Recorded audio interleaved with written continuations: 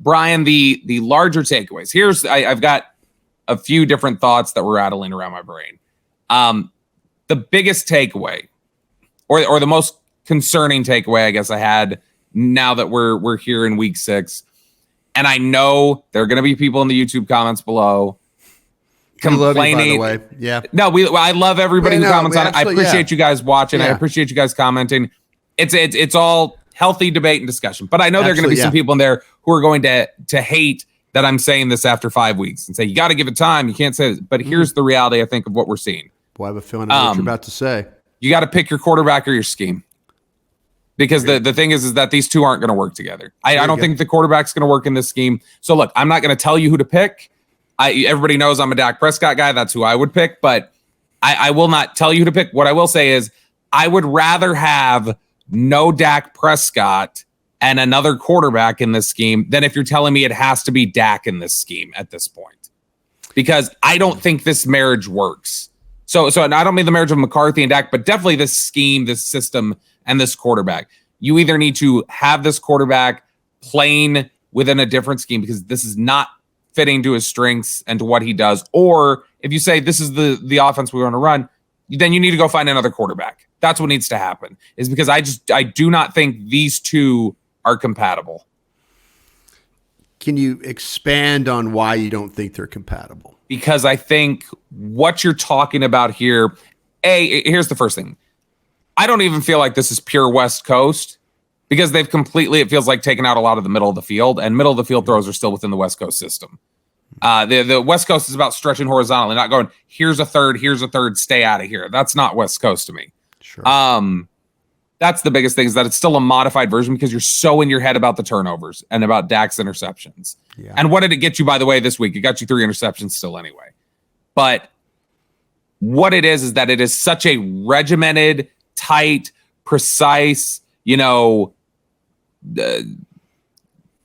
type of system, and the way that it's so about precision, and it's almost like, music, the way it's supposed to. When it's done right, the West Coast can be beautiful because it is so, it's meant to find, everybody's in the right spot and everything just moves so like musically almost in the way that it operates. Precision and tightness and 1, 2, 3, bop, bop, bop, out, that kind of, that's not Dak's game. Dak's game is a little bit of, it's more jazz. It's a little bit more freelance. It's making play. You've said it before, when he feels the game, like when he starts feeling the hits. I love when Dak feels the game. Yeah. One of my favorite things watching Dak coming out of Mississippi State, one of the things he's done really well throughout his career is when he rolls out and he throws, like when he's able to get out of the pocket, when he's able to make some things happen. And I know he's not the same mobile guy that he once was, but where Dak accelerates or where Dak excels is when he's able to just play his game, like basically just play free. Yeah. Don't get in his head. Don't tell him, well, it has to be this way. It has to. What was the big thing that Kitna preached was, if you see it, rip it, go.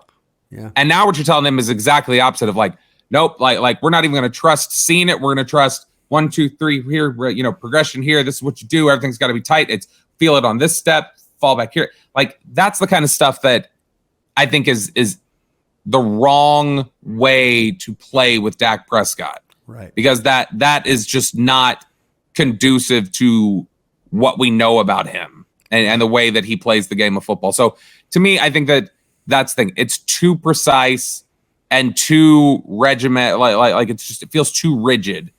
And I think that, like I said, this is a classical music system and Dak is a jazz player. Like that's how I feel about it. Yeah, maybe a little big band too. Yeah.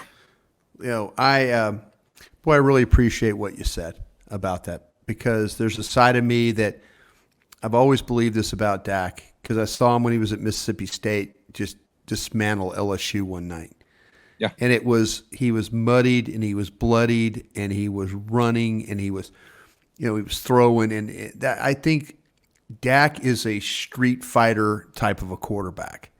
And I think they're asking him to do things that you talk with the precision and you talk about the reads and the things like that. I don't know if that's necessarily Dak's strength. I think Dak is pretty much like I'm not just saying it's just like a one read kind of guy. He's an NFL quarterback. He's a veteran guy. Always worry about the times where he doesn't see the defender. Those are the interceptions that worry me. But I think we've made so much, and I'm saying the Cowboys have made so much of a big deal about those turnovers that it's paralyzed his game. You know, his ability to fire it and find it and all that stuff. You know, it just bothers me when it's a 3rd and 5 and he throws the ball for like 3 yards, you know, and you're just like, why? Wait, what's going on here? And I get it. Hey, in this 49er games, there were some open receivers, but I gave you the metrics. There were a lot of guys that weren't open. But it's when Dak it doesn't look the same. It just does not. When you watch him, the progressions and have to throw it here and the slants. And I thought Kurt Warner did a really interesting job. I don't know, Bobby, if you saw his little breakdown. Yep. You know, about depth and attention to details and what you have to do and things like that. I mean, I think that's all like fair game right now. This team offensively does not look anything like what I thought a West Coast offense would look like. You know, yeah. And I'll say this, Bobby. We were in Oxnard together, and our station was there, but we were watching practice every day, and I was seeing, you know, the bunch formations, the scatters, the motions, every week the Cowboys have gotten less and less, and motion's just not everything. But one of your best plays of the game was bringing Turpin in motion and setting 3 wide receivers and then running him to where he's one-on-one with the nickel corner. Yeah. And then Dak, boom, perfect pass, beautiful pass right there. Turpin adjusts, boom, touchdown. But that's where is that? Where is that? You know, and that's the thing that just bothers me right now is that I know they're capable of it. I saw them do it with Turpin. I've seen some plays. We've seen some plays in some of the early games, but it just seems like it's just getting more just stuck in neutral. The offense is just becoming more stuck in neutral the way that they play with Dak. Yeah, and look, it's a read thing. It's something that I'm just saying I see. Do you think it's his strength? Do you think reading is his strength? I think he's really good reading pre-snap. I think I think post-snap can be more difficult. Lose track of where guys are. I think when he's standing there and he can look at it pre-snap, I think he's good at being able to recognize what's being disguised, who's actually coming, who's not, who's going to draw. Like I think that's he's good at that. Why he plays well in the blitz. Yeah, I think he's a pretty good blitz quarterback. Yeah, I think he's really good at that. It's the stuff where it's a linebacker sitting or doing something different. That's where it becomes. And look, a little murky. Yeah, the West Coast again. It's this is an audio medium in a lot of ways. I mean, some people are watching us on YouTube, but most people who consume us are listening. So I'm going to try to explain it as best I can when we're sitting here, just trying to describe it. But essentially, just imagine at the snap of the ball. The way this system is supposed to work is with everybody hitting their steps and Dak falling back on his 3-step or his 5-step or whatever else. And everybody is supposed to be in a rhythm and hitting these certain marks in these certain spots. And the idea of it, especially against like a zone coverage, for instance, is that you're going to be able to find these little pockets where if everything's in time, it's going to fit just perfectly. Purdy had a throw that fit just perfectly between the linebacker and the safety in this game, where he just threaded the needle, and it's because it fit. Oh, threw it over the top of Vander Esch, yeah, right? yeah. Was that the one to Ayuk, I believe? Yeah. That was crossing over the middle of the field. Yeah. And so that's the way it's in theory supposed to work, is that everything's going to hit in this rhythm and this timing that will just slice right through even these thin margins in the zone. So when you talk about a quarterback who, as much as I like him, a lot of times the biggest problem is like, gets maybe a little tunnel visioned and doesn't see the linebacker sitting here or just moves it. Those are the ones that can get you in trouble sometimes. That's the exact type of issues or deficiencies I would not want to put in this scheme. Like, and so to me, like I said, I think it feels very much like if you're absolutely committed to this scheme, then go get a new quarterback. That's not what I want to do. Sure. I think the quarterback is better than this scheme is. And so I would be in favor of getting another scheme. But regardless, the worst option to me is keeping the quarterback in this scheme because I don't think that that's sustainable. Do you, we don't want to speculate on issues and problems and things like that, right? I mean, some of it we don't have to speculate on. Some of it's in front of us, like CeeDee Lamb being frustrated. And okay, is that CeeDee Lamb frustrated with just the way the game's going, or is that CeeDee Lamb's frustrated that he's not having the targets or the success or the downfield plays that he's had throughout his career?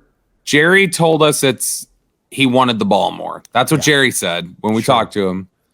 Because he looked a little frustrated even after the New England game, and they won by 30 or whatever they did. Right. I think that he definitely seemed to have an expectation, because I don't think he's one to sugarcoat things. He seemed to have an expectation in training camp that they were going to push the ball down the field and he was going to reap the benefits of that. And that has not happened. He told us, he said when we interviewed him on Sean and RJ at training camp, he said a warning to defense. He's like, y'all better back up. He's like, if you don't, you do so at your own risk. And he's seen none of that. And so I think for 3 weeks now, he's very frustrated. It started in Arizona, where there was a lot of frustration with like, hey, you can take advantage of the secondary a little bit, and the offensive line's kind of holding up here in the second half. Why are we not pushing the ball down the field? And I think CeeDee Lamb probably felt the same way. Here's the interesting thing to me. I don't think this is just about Dak Prescott. Bryan, when you watch the tape, I don't know if you feel the same way, but I know I do. I see several players on the offensive side of the ball who look like they're not comfortable in this offense right now. And is that a growing pains and getting used to it and becoming comfortable in it, and it's just a matter of time? Or is it time is not going to fix the fact that these players don't feel comfortable in this? They just don't. So that's the thing I guess we're trying to figure out now is their level of comfort, at least from how I see it when I watch their body language on the sidelines or when you watch them going through this scheme and some of the missteps that they have. I guess the question just becomes, is that an issue of time and they've still got to put in more work in it? Or is it just, no, this is the way it's going to be for these guys because they are not comfortable playing in it? And I don't know. It makes me think when I see what's going on with Brandon Cooks.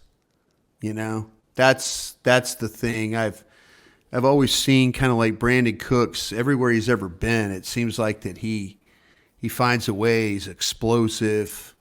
You know, and we just haven't seen that from him. 1,000 yards, no matter the quarterback, no matter the scheme. Yeah, it's kind of crazy that, you know, you just wonder. And like, actually, you know, 3 of Dak's interceptions were to him or at him. Yeah. And you're thinking, well, the one that he threw down the middle of the field, that was just, you know, I mean, that was just that you know, you even see Dak had that smirk on his face. But it makes you wonder the deep ball. Yeah, the deep ball. And to be fair, I think that one was just you're down, you're just trying to make something. You're just going, all right, let's try to make something happen. And it's just it was reckless. Yeah. Yeah. And it was. And to me, I just kind of, I don't know. I mean, I expected just so much more when we were in Oxnard. I just did. I you know, the Cowboy offense was going after the Cowboy defense, and the biggest problems they had were they weren't able to always block the Cowboys offense. You know, or excuse me, the Cowboys defense. Excuse me. Yeah. But you did see some plays, some success, some good routes. You know, you saw things that would kind of give you a little like, okay, this is gonna be different here today. You know, and I haven't seen that. I haven't been impressed when I watched the tape. I'm not impressed by the routes. I'm not impressed by some creativity. We've talked about, and by the way, we need to figure out who's installing the red zone package stuff. Yeah, we do. You think and can we speculate Scott Tolzien or rookie coach? I don't know if it's Tolzien. I mean, Nussmeier did it previously. So I mean, if you're just saying the quarterback's coach would continue that to guy. do that, Yeah, I don't know. then it would be told. We just don't know. We just don't know. But and I'm one of these guys too that, man, I just thought there was so much turnover, Bobby. I thought there was turnover. The play caller, the quarterback coach, the OC, the running back coach, the offensive line guy. I just thought there was so much turnover, and it just seems like it just doesn't appear like this is a fit for whether it's the receivers or the quarterback. Even Tony Pollard's down. The way they're running the football, he's down. Now they've been in some blowout games and stuff like that where they probably haven't had to use him. But do you have real confidence this team could run the football? There was a lot. There was a lot of yeah. Sorry, there was there. Yeah, go ahead. No, you're good. Yeah, the thing was, one of the things that people talked about, if you believe in the metrics, I always say that the weakness of San Francisco was maybe some run defense stuff. Maybe, believe it or not, with the linebackers they had, maybe there was some, maybe there was some of that. But if you look at the metrics and where they were ranked, but Dallas seemed like they could run 2 feet. Against the 49ers. Yeah, and that was one of the criticisms that we saw a little bit. Like when you look at, there were some analysts I know early this week that were talking about it that were just surprised that why did Dallas think trying to get wide on San Francisco's defense with the running game was going to work? Well, maybe in it, and especially with the fact that we all felt like that they were better matched up inside with Martin and Smith. Now, we had Brian Baldinger on today from the NFL Network and on the radio show on 105.3 The Fan. And he says, man, he goes, I'm the biggest Tyler Smith fan, but Tyler Smith didn't play one of his better games. Tyler Smith played really well the week before, but then struggled a little bit in this game. And I just kind of felt like that they were better equipped. Now, does that mean you have to run every ball inside? No. But, man, but the game got out of hand, too. The game, maybe they took you out of that as well. Yeah. But I was surprised that they just weren't able to get anything going. And I don't know. There's a lot of things that I'm not seeing that I thought I was going to see with Mike McCarthy, and it's reminded me a little bit of some of the things that they dealt with in Green Bay. Is this offense just what it is? Is there any, and I'm not going to say creativity to it or anything like that, because I think the touchdown play was a pretty creative play that they ran. Is there any flexibility to it? That's the question. Is it too rigid? Is it too rigid? You go out there and lay another egg and not move the ball, and we're going to do another show where we're going to get into the Chargers and how they play. There's going to be some things that you better be ready for when you're dealing with this team as far as their defense goes. But that's another team that plays a lot of zone coverage too, 70% zone, 30% man. Now, if you watch the Cowboys receivers struggle with man coverage, maybe we'll see Asante Samuel and those guys and Davis play a little tighter coverage this week and see if they can find a way to disrupt the Cowboys. If teams are disrupting and making it hard on Dak with the timing and the receivers, that's playing right into their hands in a good way. And we'll go to the mailbag here in just a second, but I will say, you mentioned the Chargers, and if you go out there and lay another egg, if you go, let's say it's a duplicate game. I mean, literally everything else, every single play mirrors the one you had from San Francisco. You lose 42-10. You get your ass kicked by the Chargers on prime time, with Kellen Moore across from you. And then you sit in the bye week for 2 weeks. We've talked about this a lot. I know people have heard me say it, where if you lose those 2 games in embarrassing fashion and then they have to sit into the bye week, what do you think something changes? Whether it's a personnel move, a staff move, a move in responsibilities. I know Jerry said nothing. Jerry said this week, nothing's changing. But that I think that's going to be a very different thought if he has to sit for 2 weeks on a Chargers loss like he did with the one against the 49ers. But do you think that moves the needle for them to say, hey, something's got to change? The old wacky June prediction on the radio, right? Yeah. Somebody else starts to call plays. That's I kind of felt like, and the only reason that I said that, and Jerry on your show said, no, absolutely not. We're not going that route. But what if Mike McCarthy's the one? What if Mike McCarthy looks at it and says, we need to do something different? Yeah. Maybe I need to do something different here. Maybe I need to be more of a maybe observing role and let Bryan call the plays here. And let Bryan see if he can find a little spark here with this. The 49ers are going to make you look bad. They really, really are.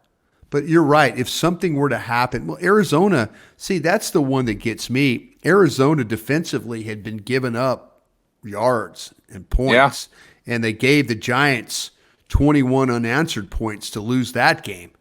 And now all of a sudden, that loss to Arizona is a bad loss. And then you get handled. 2 out of the last 3 weeks, your offense hasn't been good enough, but neither has your defense. Your defense wasn't great in Arizona either. And a lot of it had to do with the 3 linemen being out, but the 3 linemen didn't cost you that game. The way Arizona played.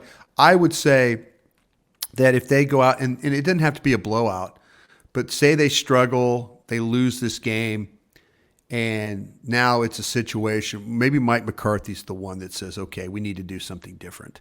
Maybe it's not Jerry Jones and Stephen Jones asking, but it's Mike McCarthy saying, hey, we're 3-3. This would be a good opportunity because Mike is the one that wanted to do this. Now, Mike could write it out, but Mike has had a history when things aren't good. He went to Tom Clements in Green Bay. He's given up play calling before, and maybe he doesn't ever want to give up play calling again. But he might also say, hey, I need to do something different here. And that's where I think that Brian Schottenheimer comes in if they somehow are not successful in this game and they struggle on offense. They get in a game and Chargers put up 28 and they put up 13. And they look bad and there's no rhythm to their offense. Nobody's getting open. There's nothing happening that maybe that's where you would point to that, a 3-3 team might need a jump start.